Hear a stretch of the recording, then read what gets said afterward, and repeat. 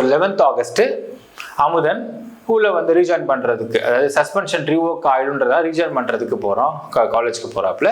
இதே சமயத்துல இந்த 4th இயர் பசங்க வந்து அமுதனை கூட்டிக்கிட்டு பின்னாடி கொஞ்சம் மைதானத்துக்கு கூட்டு போய், நீ தான் நேற்று வந்து எங்க அடிச்சேன்னு சொல்லிட்டு இரும்பு கம்பி கட்டையெல்லாம் வச்சு அடிச்சிடறான். அடிச்சு அவனை கூட்டு போய் அவன் ரூம்லயே போட்டு போயிடான். ஸோ அவன் ஹாஸ்டல் ரூம்ல போடப்பட்டான். கரெக்டாக 3 மணி 2 மணிக்கு அவனுக்கு வந்து மூச்சு விட முடிய கஷ்டப்பட்டிருக்கான். 3 மணிக்கு ஹாஸ்பிட்டலைஸ் ஆகிக்கிறாங்க, டாக்டர்ஸ் சிகிச்சை கொடுக்குறாங்க. நைட்டு ஈவினிங் ஒரு 7 மணிக்கு மேலே அவன் இறந்து போயிட்டான்ற தகவல் வெளியாகுது. தென் 10 மணிக்கு மேலே அது வந்து ஹாஸ்பிட்டலுக்கு நிர்வாகத்துக்கு இன்ஃபார்ம் பண்ணப்போ நிர்வாகத்தை உள்ளவங்க போய் பார்த்துட்டு அவன் இறந்துட்டான்றதை கன்ஃபார்ம் பண்ணுறாங்க மக்களுக்கு. இப்போது இது நடந்த விஷயம். இப்போ என்ன ஆகுதுன்னு பார்த்தீங்கன்னா, அமுதனுடைய பெற்றவங்க கூட ஒரு சில நபர்கள், அது எவிடன்ஸ் கதிர்மாற நபர்கள்லாம் வந்து உள்ளே சேர்ந்துட்டு இந்த கல்லூரி படி உள்ளே சேருங்க, ஏன்னா கல்லூரியும் குற்றவாளிகள் அப்படின்னு சொல்கிறாங்க.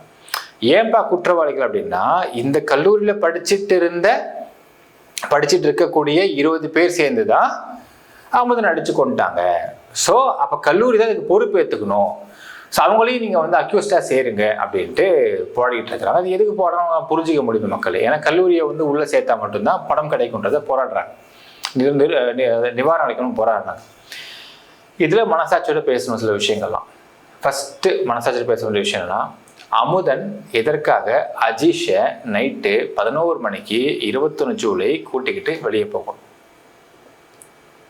அப்போ எங்க ட்ரக்ஸ் கிடைக்கும், யார் வித்துட்டு இருக்கிறாங்க, எங்க நான் உனக்கு வாங்கி தரவா அப்படின்னு அஜீஷோட பணத்தை வச்சுக்கிட்டு அமுதன் கூட்டு போனதாகத்தான், இதுதான் அமுதன் கூட்டு போனான் அப்படிங்கிறதாகத்தான் நாம் விசாரிக்கப்ப தகவல்லாம் கிடைக்குது.